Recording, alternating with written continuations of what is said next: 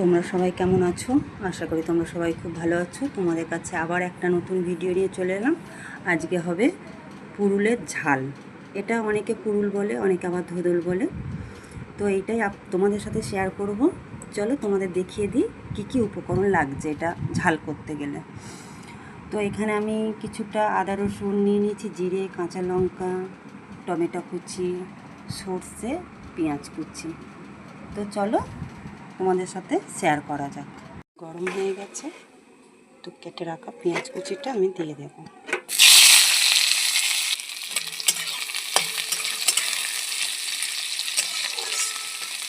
পেঁয়াজটা ভাজা ভাজা হয়ে গিয়েছে, এবার টমেটো কুচিটা দিয়ে দেব।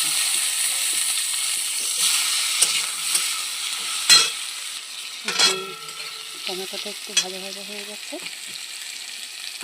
এবার দিয়ে দেবো কেটে রাখা মশলাটা।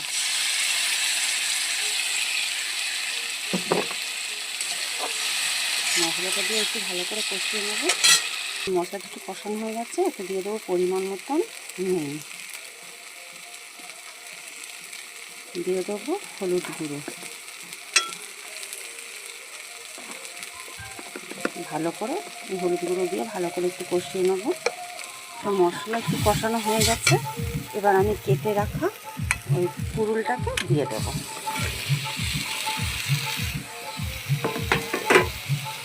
দিয়ে ভালো করে একটু কষিয়ে নেব। তো প্রায় আমাদের কষানো হয়ে গেছে। পুরুলটা দিয়ে দেখেছেন কীরকম জল ছেড়েছে বা নরম একটা হয়ে গিয়েছে।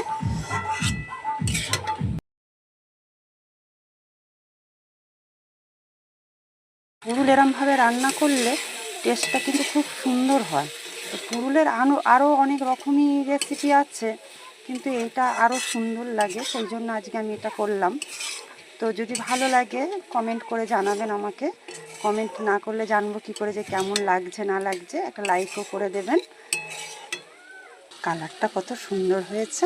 তো কষানো হয়ে গেছে, এবার আমি জল দিয়ে দেবো। জলটা অল্পই দেবো, যেহেতু এটা জল বেরিয়েছে, অর্ধেক সিদ্ধ তো হয়েই গিয়েছে, তা জলটা অল্পই দেবো, খুব বেশি জল দেবো না, অল্প জল দেব।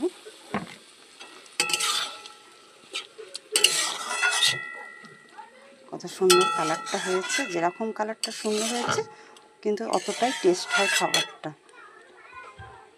একটু কাঁচা লঙ্কা দিয়ে দিলাম, কাঁচা লঙ্কাটা সিদ্ধ হয়ে থাকে, ভাতের সাথে মিশিয়ে খেতে খুব সুন্দর লাগে। যা কত দূর কী হলো